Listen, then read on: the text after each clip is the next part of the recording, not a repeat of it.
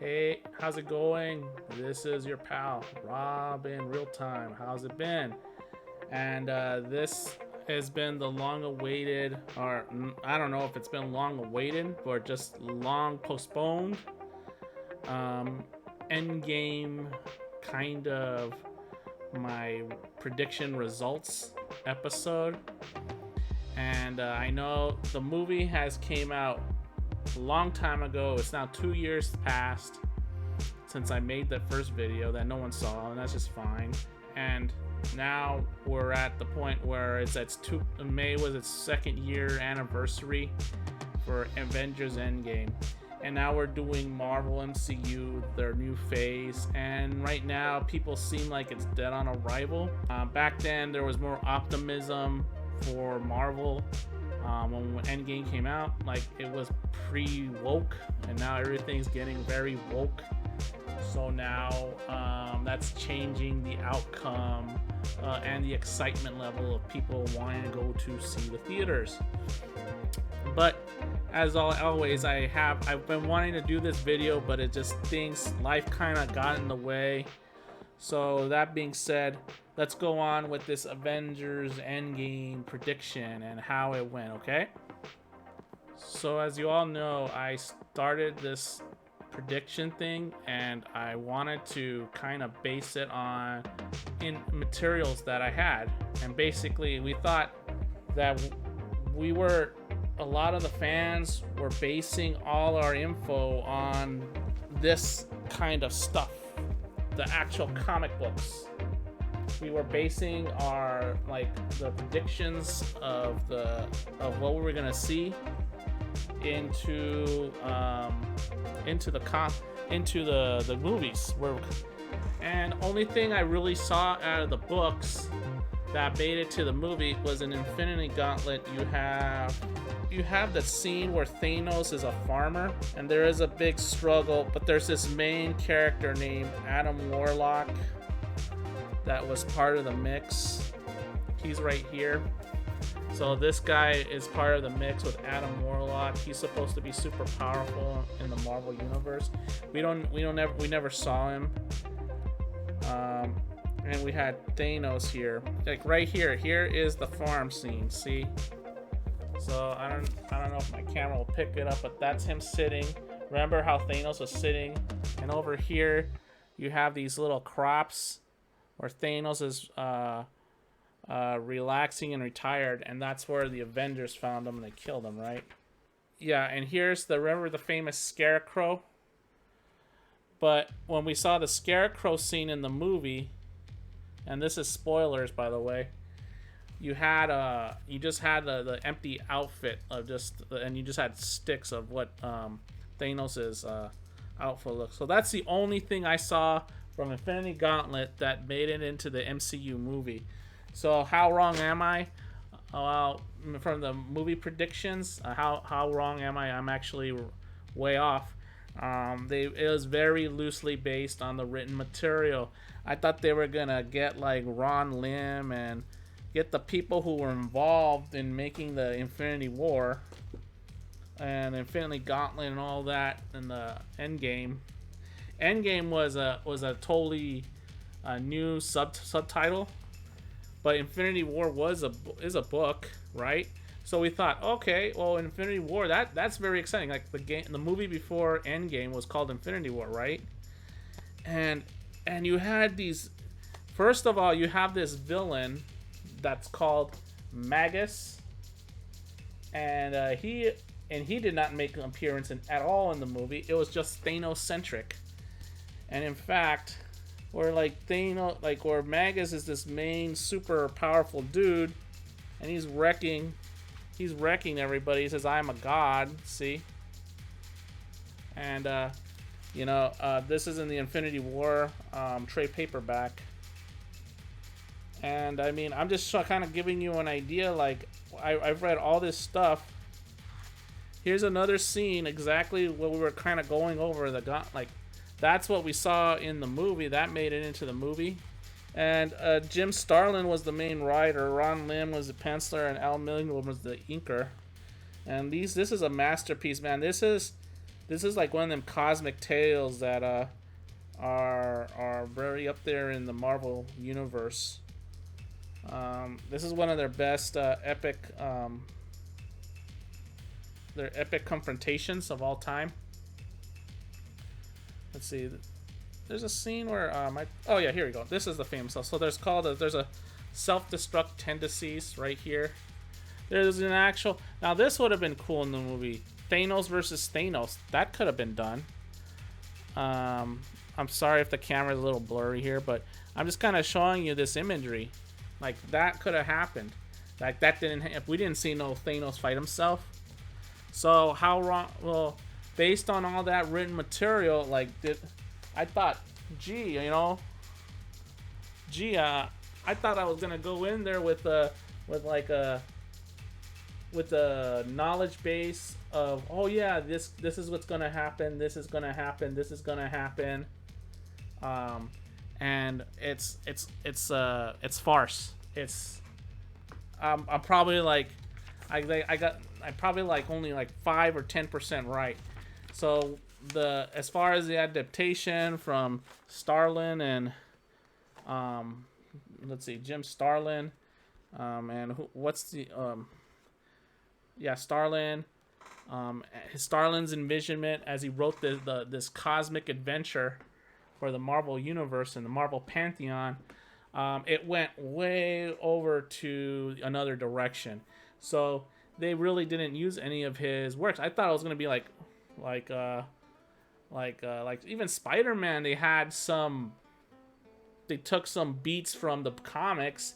Of course, they mixed it up, and I didn't expect the book to be so far off.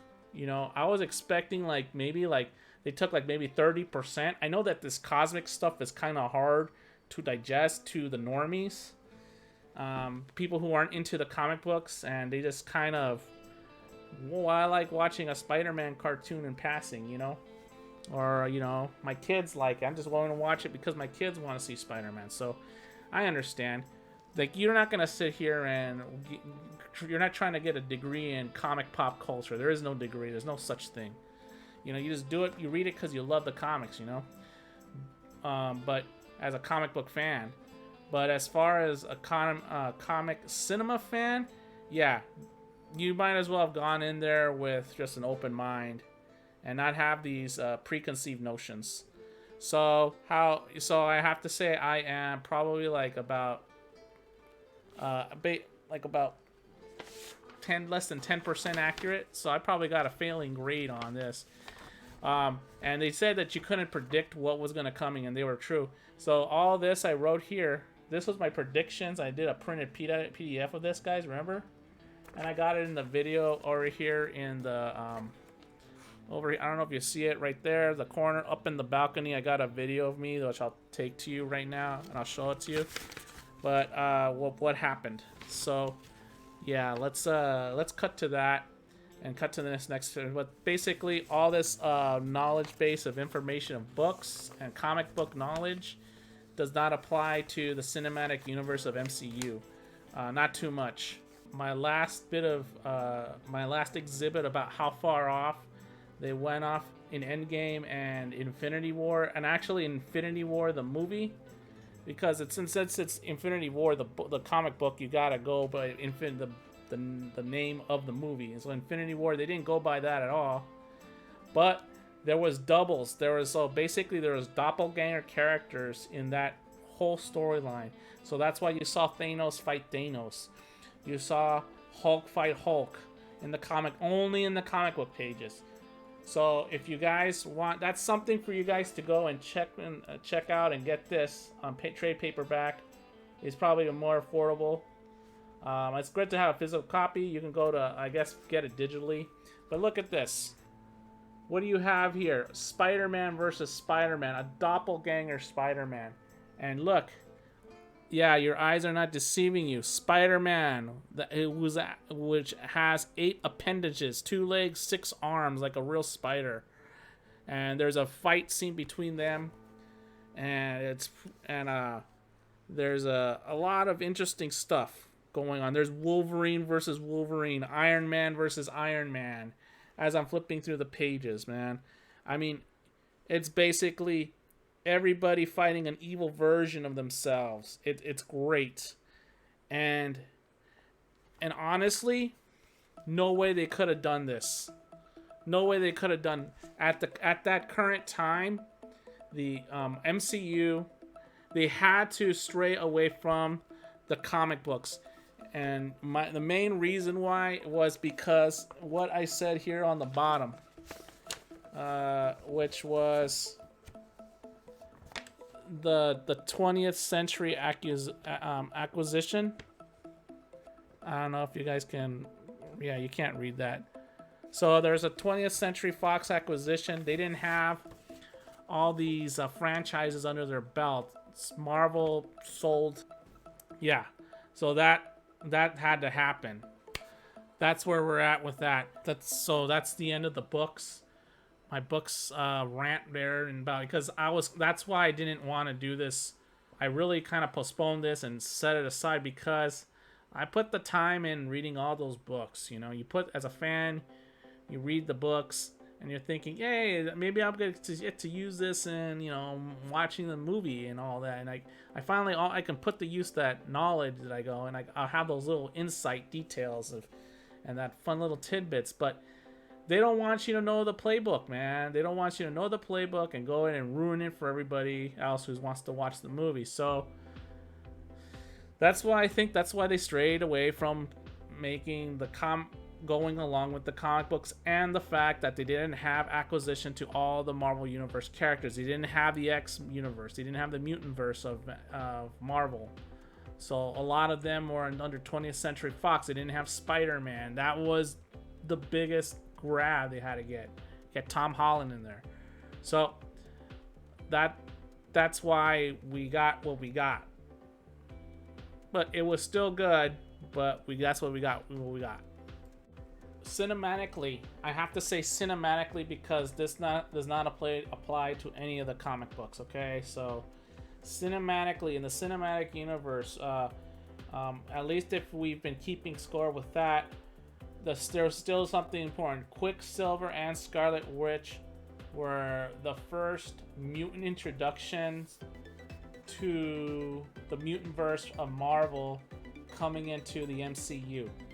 So, and that all started in the Age of Ultron movie. So if you go back and watch the Age of Ultron, the Avengers movie, you'll find that right here, like, one of my theories was, okay, so I'm just reading this real quick so that way I can just get this off my chest, because this script took me a while to make. I thought they were going to introduce the Magneto aspect and introduce the father of Quicksilver and Scarlet Witch, which would have been interesting, and that would have been Magneto, one of X-Men's largest villains, but in kind of like a cameo appearance, kind of like how Thanos was kind of like at the end of the movie credits, kind of just being menacing in the past Avenger movies, right? Okay, so now I'm gonna go over the who survived and who dies on the. I got it down on a list, so here it is.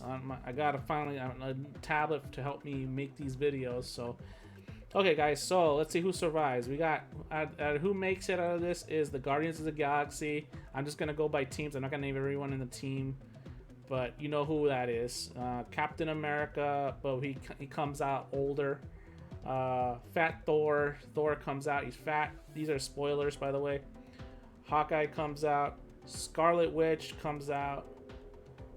Falcon, Winter Soldier, or AKA Bucky. Of course, our boy Spider-Man, Captain Marvel, Captain Marvel actually. Ant-Man, Wasp, Hulk, Black Panther. Oh, I put that person character twice.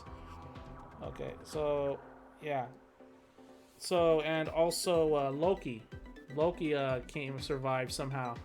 That was a recent revelation, and that happened in one of the later MCU phases, where they decide, hey, we're gonna have a Loki show. So Loki made it, but Loki died in that timeline that we saw, And now we know that if you haven't seen the Loki show, they have branching paths and timeline universes. So it's like alternate universes. I'm trying not to spoil it, but Loki is a variant, and that's what they say, that's why he didn't die. He's a variant. So that's how Loki escaped. Now who dies? So Loki is kind of like I say like kind of like a place of purgatory, kind of. Not dead, not yet, but still alive, kind of. He's really on a tightrope there. But who dies is Heimdall. That's that friend of Thor, who I think he held open the bridge.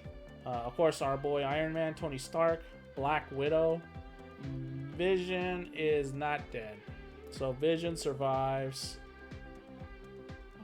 in another form, and Quicksilver survives. So, Quicksilver dies, but he's alive in another form. See, so there's a variant form of Quicksilver that still exists, and that's from the Scarlet Witch show. So, if you guys haven't been subscribed to the Disney Channel, you're gonna have to subscribe to the Disney Channel to keep up with all this stuff. None of this stuff is in the comic book, so you don't need to read a comic book to keep up with the MCU. So just enjoy the ride and keep your mind open, because that's what I had to do. I can't go by my comic books of Marvel or anything Marvel is publishing these days and think, oh, that's exactly what's gonna happen in Marvel Studios when they get their hands on that IP property. No, it's not going to be like that. In fact, they're going to make a million changes. So don't think like because you got a comic book, you're going to know going in what that character's about. When it hits to the theater screen, the big screen, they've made 1,000,001 changes. So that is that segment about who dies and who survives and my predictions. Most of my predictions about who died and survived, I was wrong. So I thought for sure that there wasn't really in the Infinity War book, there was like it was like you fighting an evil double of yourself, and but nobody died on that one, so like the stakes are kind of hollow there. But the book did have tension. And so you're like, oh man, who's gonna make it? This is an all-out battle. So you felt that in the comic book.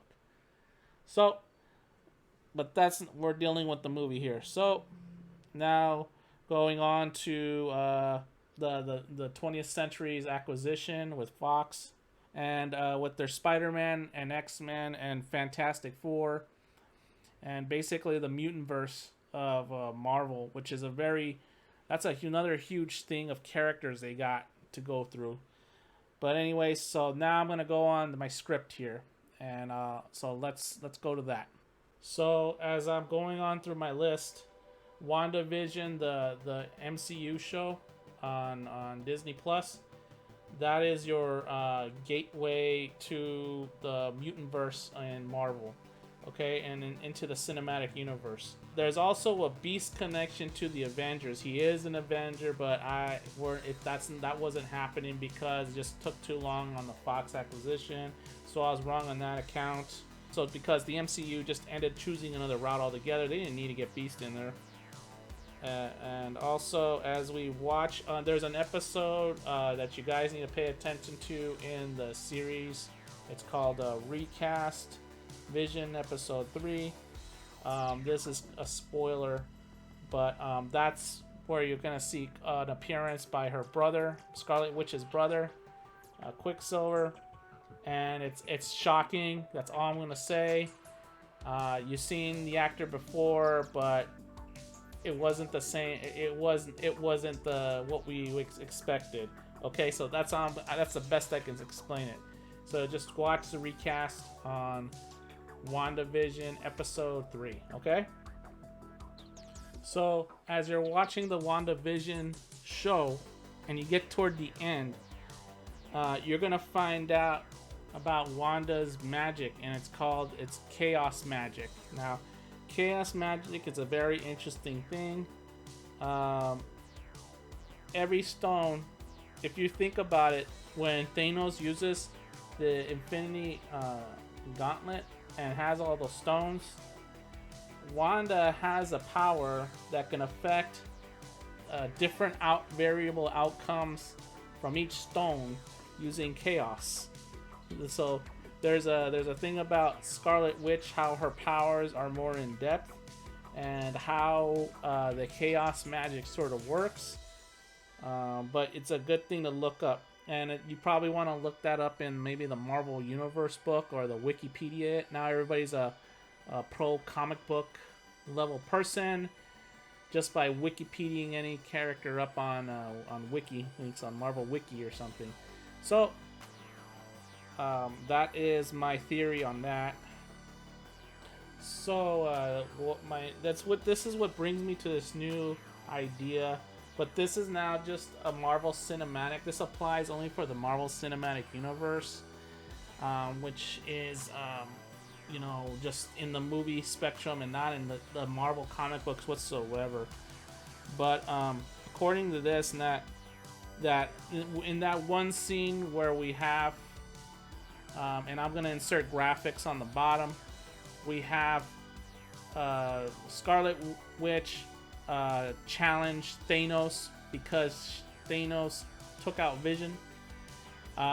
She was the only one to disable Thanos, and this is what's very important. This is what's making me think that Scarlet Witch is probably one of the most powerful kind of sorcerer beings in the MCU. Next, probably even beats out Doctor Strange, which Doctor Strange was badass, but Doctor Strange couldn't stop Thanos dead in his tracks like Scarlet Witch did. And remember that, if you remember the scene in End Game, he had to call on those cannons from the ship, from that airship he had to knock her off balance and lose concentration on her spell. So yeah, Scarlet Witch, played by Elizabeth Olsen, who's one of my favorites. She won me over, man. I mean, she's a cool, she's funny, and she's a great actress. And she read the comics, so she's taken the character of Scarlet Witch very seriously, as she should, and has kind of played this character as best to her ability, and with fun and pizzazz, and still the best in the way Elizabeth Olsen can. You know, I like Scarlet Witch. Scarlet Witch is one of my favorite Avengers. So, but enough of me gushing. So, but that was what I wanted to highlight. That probably now makes Scarlet Witch, because she was so able to just stop Thanos dead in his tracks, doesn't that make her in the MCU one of the most powerful, cosmic power-wise? I think so. I think it has to do with that chaos magic that they were talking about in the Wanda Vision show. So now I'm just going off based of the TV shows and the movies. So I'm not going off of what the comic books say, because the comic, they've changed it so much. So now the next big question is, now with those new Fox acquisition, now we go into casting, and who's going to be the next big actors that are going to play these seminal roles from the mutantverse of Marvel, like Fantastic Four, or we know Spider-Man. We know Tom Holland is our Spider-Man, so everybody's going to keep Tom Holland. Fantastic Four didn't do so great, so MCU definitely wants to get their hands on Fantastic Four, because that was part of some of the best storylines in the Marvel comic books, with Jack Kirby and Stan Lee. They did a lot of great runs together, but we don't know, as they're not. We know that if they get their hands on the property, MCU is not gonna go and use the comic books as a playbook. They're just gonna cherry pick certain little small beats, certain little things, but as you're just as a comic book reader going into the movie experience, and just as a cinematic movie goer, I'm gonna go in blind. Like I'm just gonna know the characters and who's who, but I'm not gonna, and I'm gonna have some background information of maybe this guy can do this, that guy can do that, that gal can do this, but story-wise, I'm not gonna know how the thing's gonna play out. I don't know if they're gonna use any of the beats from the comics. That's to be said, you know. But in origin stories, comic books, like when it's a singular story about one character, it seems that those are the best ones to actually, where they actually go more by the comic book. They actually do go by some of the beats in the comic book, but in these giant all-out battle movies, these giant tie-in movies where you have all these characters fight other characters, everything is up in the air. So they're just gonna cherry pick and they're just gonna write up their own story. They're not gonna. It's probably not gonna make any sense, or it might make some sense. I don't know, but I still have trouble recalling what I saw in Infinity War, and I kind of recall key moments and key elements, but I really can't recall the story too well. So I have to definitely warrants a rewatch for me, and I gotta go back and get those movies too. Now, which of course is now giving me more theories, and I'm coming up with more theories and stuff. And of course, this is what happens all the time when you discuss all these films and have your hypotheses on films and stuff. You always have your things. So that is why I have a film theory series. So like anytime I want to talk about, like this episode, about a film theories or anything, like who shot first, was it Guido or what was it, Han, you know, or those kinds of discussions, you know. That's why I have the film theory series of this. So as always, guys, because this is I'm gonna post this for major platforms like Rumble, BitChute, Odyssey, also on YouTube, and of course YouTube, who I've built this audience up here on YouTube. Post your comments below. Let me know if you like what I'm doing.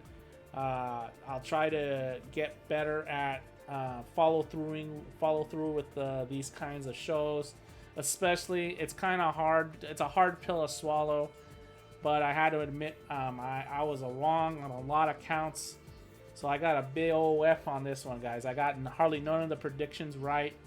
When I go back and watch the movies, I'm like, man, how did I get that wrong? But I was basing all my knowledge on the books, and I was thinking, oh, they didn't go by the books. So what's the point of reading the books if what I read, I don't see it on the movie screen? See, that makes the books invalid. So, and Disney, you own the comic division, you own the movie studio division of Marvel, okay? Have your books somehow tie in to what we're watching in the movies, but don't give away major plot points. So that way you can sell your books too. If the books don't relate to the movie content whatsoever, then no one's gonna buy the books. You don't have to buy the books. So yeah, that's why comic book sales are slumping, and me as a comic book reader, I'm kind of like not going back to the comic book shop as often, because what I'm reading here is not going to be what I see on the big screen, on like what you see in Rob in real time. You're not gonna. What I'm reading is not. You're not gonna see that in the big silver screen. You know, maybe you'll see it in the video game screen on the small screen at home, but. Yeah, it's kind of sad, guys. So, again, post your comments below. Tell me what you think of of my little hypothesis. I know I went long on this, but the first video was very long, and I even sped up my talking points and I sounded like a squirrel, like a chipmunk. So that's why I kind of just refused to play that old video. But thank you for your time, and I hope to see you next time on another episode of Rob in Real Time. Be safe, be cool to each other, and you know, hopefully the next MCU phase is a great one. I'm looking forward to anything they come out, and I'm just trying to keep an open mind and give it a try, even though I'm afraid might be woke. You know, you gotta roll with the punches. You know, these people who have control of the stuff we like sometimes don't agree with our interests and what we like, and us, the consumers, have to tell them, hey, that's not what I'm in here for. That's not what that character's about. So that's why we folks, as comic book readers, we gotta tell them, hey, that's not why I signed up for that character. That character is wrong. It's based off you guys went totally in the wrong direction with them. So I guess I'm gonna be the little old man. I'm gonna be the grumpy old man screaming at the clouds. You know. So like I said, that's the end. Thank you guys for stopping by here at Rob in Real Time. I appreciate you all, as always, and I appreciate the time you give me with any of these videos. This one has been a hard one to make, and it's always hard to admit when you're wrong, but I have to come clean with you guys. I really goofed on that predictions theory thing. So I'm wrong. I take the big L. And I'll be back again and try to get a W. Always try to, you got to fight every day to get the W. Right? Right. So I'll see you next time, guys. Stay cool. Be you. Comment below. Give me a like to tell me to encourage me to make these kinds of videos. All right. Bye.